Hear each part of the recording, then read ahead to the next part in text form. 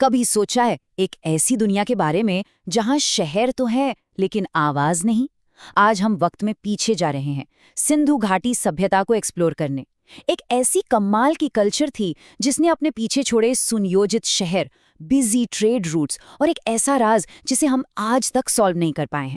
जरा सोचिए, एक पूरी की पूरी सिविलाइजेशन का ज्ञान, उनके तौर तरीके, उनकी रोजमर्रा की जिंदगी की कहानियां, सब कुछ हमारे सामने लिखा हुआ है। लेकिन हमारे लिए वो बस कुछ निशान हैं, कुछ सिंबल्स हैं। हम उसे पढ़ ही नहीं सकते। यही इंडस वैली सिविलाइजेशन की सबसे बड़ी और सबसे फ्रस्ट्रेटिंग पहेली। तो इस रहस्य की तह तक हम पहुंचेंगे कैसे? हम शुरुआत करेंगे इसके अनपढ़े इतिहास से, फिर हड़प्पा और मोहनजोदड़ो जैसे शानदार शहरों को देखेंगे, इसके फैले हुए नक्शे को समझेंगे, इसे याद रखने की एक मजेदार ट्रिक सीखेंगे और आखिर में उस अंतिम रहस्य का सामना करेंगे जो आज भी इतिहासकारों के लिए एक सवाल बना हुआ है। तो चलिए सबसे पहले पॉइंट से शुरू करते हैं, इसका अनपढ़ा इतिहास। इस पजल को समझने के लिए हमें हिस्ट्री के एक बहुत ही खास दौर में जाना होगा, जिसे कहते हैं प्रोटो हिस्टोरिक एज, यानी आद्य ऐतिहासिक काल। सीधे सीधे कहें तो ये वो दौर है जहां लोगों ने लिखना तो सीख लिया था, हमारे पास उनके लिखे हुए टेक्स्ट्स हैं, उनकी मुहरें हैं, लेकिन हम उन्हें पढ़ नहीं सकते। सोचिए, ये कुछ ऐसा है जैसे किसी बंद दरवाजे के पीछे से कोई बात सुन रहे हों।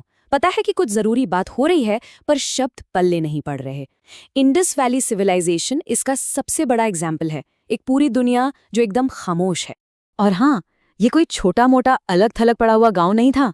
हम बात कर रहे हैं एक बहुत बड़ी सिविलाइजेशन की, जो करीब करीब 13 लाख स्क्वायर किलोमीटर में फैली हुई थी। ये उस समय की इजिप्ट या मेसोपोटामिया की सभ्यताओं से भी कई ज्यादा बड़ी थी, जो आज के भारत और पाकिस्तान के बड़े हिस्सों को कवर करती थी। तो सवाल ये है कि इतनी बड़ी खामोश सिविलाइजेशन को अनकवर करने की शुरुआत हुई कहाँ से? इसका पहला सुराग मिला हड़प्पा नाम की एक जगह पर। यहीं से इस कमाल की खोई हुई दुनिया पर से पहली बार पर्दा हटा। सालों तक लोग इन खंडहरों को देखते रहे, पर किसी को भी इनकी असली अहमियत का अंदाजा नहीं था। फिर 1921 में दयाराम साहनी की लीडरशिप में पहली ऑफिशियल खुदाई हुई, और जो उन्हें मिला उसने इतिहास को हमेशा हमेशा के लिए बदल दिया। असल में ये खोज इतनी जरूरी थी कि इस पूरी सिविलाइजेशन को अक्सर हड़प्पा सभ्यता भी कहा जाता है। और जमीन के नीचे से जो निकला ना, वो तो हैरान कर देने वाला था। बड़े बड़े अन्न के भंडार, जिससे पता चलता है कि उनका एग्रीकल्चर सिस्टम कितना ऑर्गेनाइज था। मातृ देवी की मूर्तियां जो उनके विश्वास की तरफ इशारा करती हैं। RH37 नाम का एक व्यवस्थित कब्रिस्तान, जिससे पता चलता है कि वो जीवन के बाद के बारे में क्या सोचते थे। यहाँ तक कि स्वास्तिक का निशान, जो एक बहुत पुराना सिंबल है, वो भी मिला। अब ये बात तो साफ थी, ये कोई पिछड़ा हुआ समाज नहीं था, बल्कि एक बहुत ही डेवलप्ड कल्चर थी। लेकिन अभी दुनिया हड़प्पा की खोज से हैरान थी ही कि ठीक 1 साल बाद एक और भी बड़ी डिस्कवरी सामने आ गई।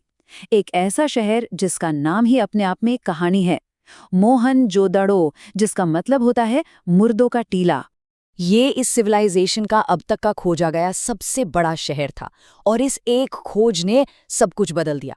अब हड़प्पा कोई अकेली जगह नहीं रह गई थी, वो एक बहुत बड़ी आपस में जुड़ी हुई शहरी सभ्यता का बस एक हिस्सा था। और मोहनजोदाड़ो से मिले खजाने तो और भी कमाल के थे। एक बहुत बड़ा स्नानागार या ग्रेट बाथ, जो शायद सामुदायिक स्नान या किसी धार्मिक काम के लिए होता होगा। ये उनकी इंजीनियरिंग स्किल्स का क्या गजब का नमूना है। और फिर वो मशहूर छोटी सी मूर्ति, कांसे की नर्तकी, जिसमें गजब का कॉन्फिडेंस और आर्ट दिखता है।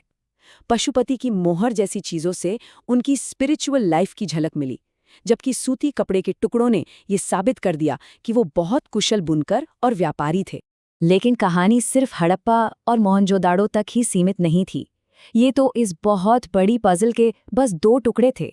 जैसे जैसे आर्कियोलॉजिस्ट ने खुदाई जारी रखी, नक्शे पर एक के बाद एक नए डॉट्स जुड़ते गए और इस महान सभ्यता का असली स्केल सामने आने लगा।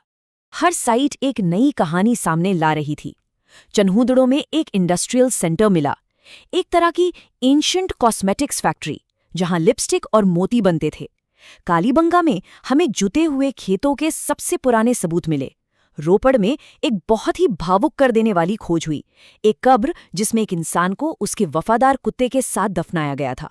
और बनावली ने दिखाया कि उनके सारे शहर एक जैसे नहीं थे। इसकी टेढ़ी मेढ़ी सड़कें ग्रिड पैटर्न से काफी अलग थीं। तो आखिर ये सिविलाइजेशन फैली कितनी दूर तक थी? अब इसकी सारी बॉर्डर्स को याद रखना थोड़ा मुश्किल हो सकता है, पर फिक्र की कोई बात नहीं। इसके लिए एक बड़ी आसान सी ट्रिक है। बस ये 4 अक्षर याद रखने हैं। सम SM = AD। चलिए इसे ब्रेक डाउन करते हैं। स है पश्चिम में सुतका गेंडोर के लिए, म है उत्तर में मांडा के लिए, फिर इक्वल साइन के दूसरी तरफ ए है पूरब में आलमगीरपुर के लिए और डी है दक्षिण में दैमाबाद के लिए। सम बराबर AD। बस हो गया। अब आपको पूरी इंडस वैली सिविलाइजेशन की बाउंड्री पता है। तो हमने इनके शहर देखे, इनकी कला देखी, इनके बड़े बड़े ट्रेड नेटवर्क्स को समझा। हम ये जानते हैं कि वो शानदार इंजीनियर्स और अर्बन प्लानर्स थे। लेकिन उनकी इन सारी अचीवमेंट्स के बावजूद एक बहुत बड़ा खामोश सवाल आज भी बना हुआ है। और यहीं पर आकर हम इंडस वैली सिविलाइजेशन के सबसे बड़े पैराडॉक्स पर पहुंचते हैं। एक तरफ हमारे पास दुनिया के कुछ सबसे एडवांस शहर हैं जिनमें ग्रिड लेआउट और सोफिस्टिकेटेड ड्रेनेज सिस्टम है, और दूसरी तरफ एक ऐसी भाषा है जो पूरी तरह से खामोश है। आखिर क्या राज दबे हैं उन छोटे छोटे मिस्टीरियस सिंबल्स के पीछे? उनकी उम्मीदें क्या थीं? वो किसे पूछते थे? और सबसे बड़ा सवाल, वो गए कहाँ? जब तक हम इनकी भाषा को डिकोड नहीं कर लेते, इंडस वैली के लोग वो खामोश ही रहेंगे। उनके जवाब इतिहास में बंद हैं और बस इस इंतजार में है कि कोई आकर उस ताले को खोल दे। आखिर उन मोहरों पर लिखा क्या हो सकता है?